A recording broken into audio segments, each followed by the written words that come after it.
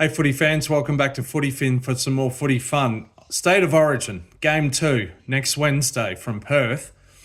Squads have been announced over the last day or two. I want to run over them with a particular focus on the Maroons. Go the Maroons.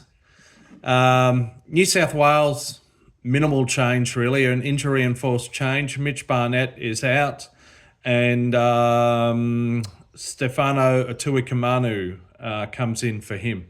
That's the only change. There was an injury cloud over hooker Reece Robson, but he's in the team. Queensland, a couple of significant changes, one in particular. So look, Coach Billy Slater and selectors have made the difficult call to drop Captain Daly Cherry Evans, drop him out of the 17 or the 20 altogether. It's a big call. It hasn't been done by Queensland since 1996 with Trevor Gilmeister. But look, with all due respect to DCE, I think it's one that had to happen. So Tom Dearden comes in at 7.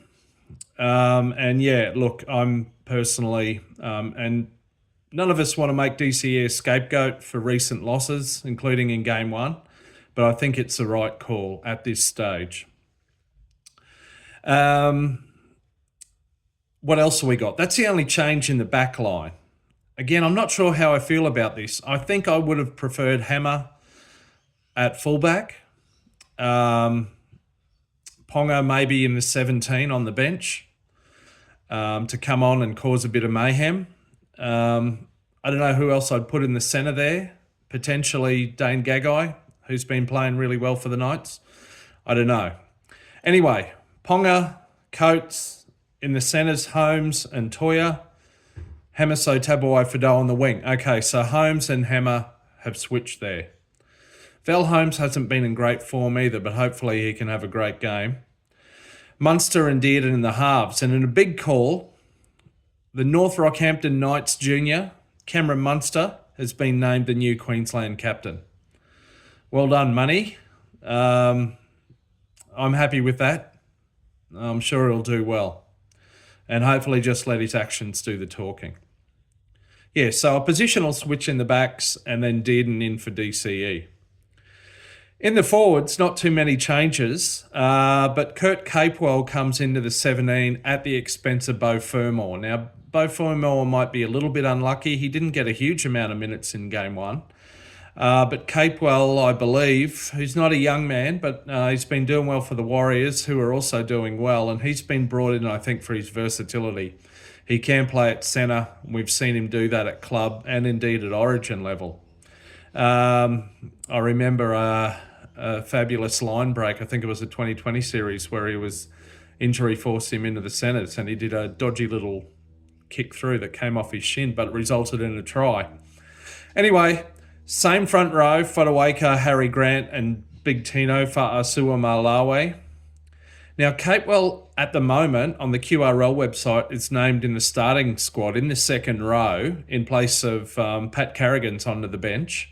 So Cotter and Capewell in the second row and Trent Loiero comes off the bench into the lock position.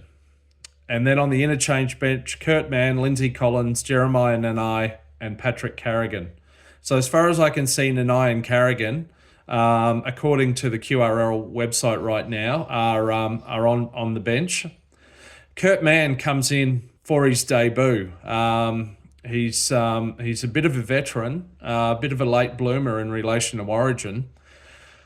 Again, I just don't know if this is the right match to Blood to make a debut in. But look, I'm sure he'll do well. He's coming off the bench. And look, he's been playing very well at club level for a long period of time. So good luck to him. On the extended reserves, Mam, Howarth and Horsburgh. I think there could have been an argument for bringing Big Red, Corey Horsburgh, into the 17. But Billy hasn't done that. Anyway, that's it. Yeah, interesting, but overall, look, I think the changes make sense. Anyhow, a week to go.